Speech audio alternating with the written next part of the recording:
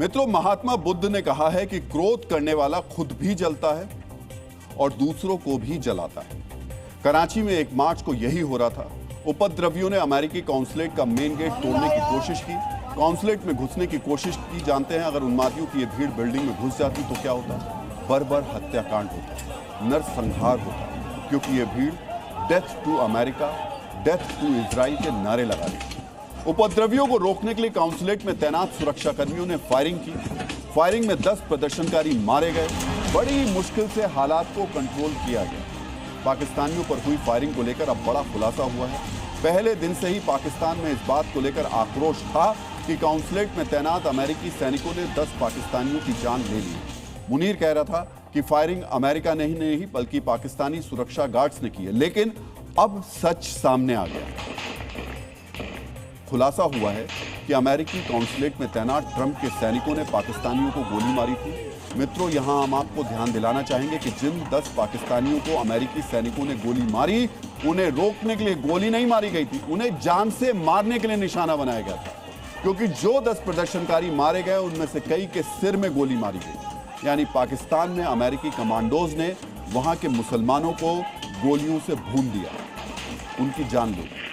समझिए, अगर उपद्रवियों को रोकना होता तो उनके पैर में घुटने से नीचे गोली मारी गई होती, लेकिन गोली मारी गई सिर में। जानते हैं क्यों?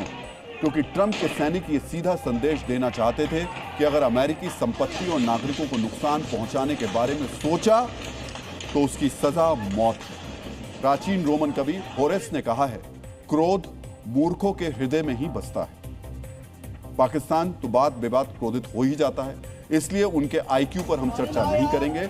मित्रों, पाकिस्तान की जमीन पर ट्रंप के सैनिकों ने पाकिस्तानियों का खून बहाया, उन्हें चुन चुन कर मारा।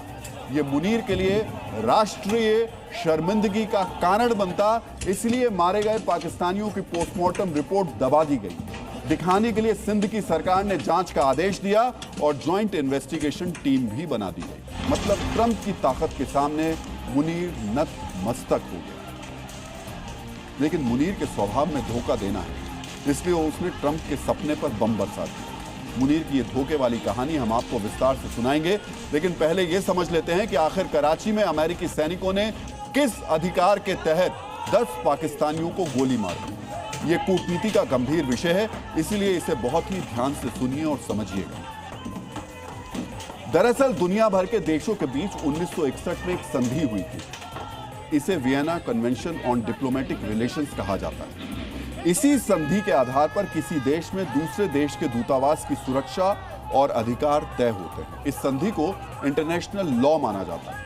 अब हम जो बता रहे हैं वो बहुत ही महत्वपूर्ण जानकारी है, आप चाहें तो इसे नोट भी कर सकते हैं। Vienna convention on diplomatic relations के आर्टिकल 22 के मुताबिक दूतावास इनवायलेबल है, यानी कि कूटनीति का शब्द है, इसलिए थोड़ा ये जटिल है। इसे सरल भाषा में कहें तो दूतावास के अंदर घुसना मना है। मेजबान देश के अधिकारी या पुलिस बिना दूतावास प्रमुख की अनुमति के अंदर नहीं घुस सकते हैं।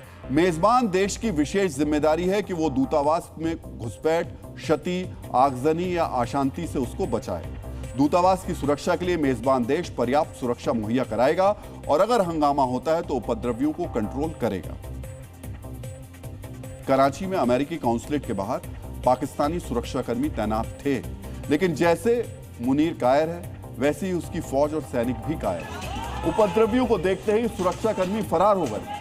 अब काउंसुलेट की सुरक्षा की जिम्मेदारी अंदर तैनात अमेरिकी सैनिकों पर थी। उन्होंने मोर्चा संभाला और बिना किसी किंतु परंतु के 10 पाकिस्तानियों को सिर में गोली मारी। ये सब उन्होंने नियम कानून के हिसाब से ही किया। यहां पर फिर हम आपको Vienna convention on diplomatic relations वाली संधि के कुछ प्रावधान बताना चाहेंगे। दूतावास पर हमले की सूरत में जिस देश का दूतावास है उसके सुरक्षाकर्मी बचाव कर सकते हैं। आत्मरक्षा में सुरक्षाकर्मियों को फायरिंग करने का अधिकार है। अगर मेजबान देश सुरक्षा देने में नाकाम रहता है तो जिस देश का दूतावास है उसके सुरक्षाकर्मी गोली चला सकते हैं। इसके अलावा अमेरिकी सुरक्षा बलों के लिए ऐसे हालात से निपटने के लिए एक रूल्स ऑफ एंगेजमेंट भी है।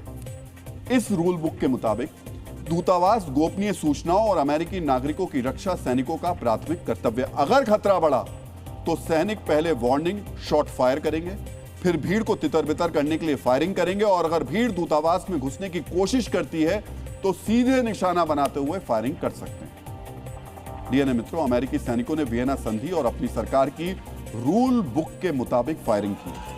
इस फायरिंग में 10 पाकिस्तानी मारे गए। पहले तो मुनीर ने इस घटना को छिपाने की पूरी कोशिश की, लेकिन जब यह खुलासा हुआ कि पाकिस्तान की जमीन पर अमेरिकी सैनिकों ने 10 मुसलमानों की हत्या कर दी है, उन्हें सीधे सिर में गोली मारी है, तो मुनीर ने शर्मिंदगी से बचने के लिए ट्रंप को एक बड़ा धोखा दिया।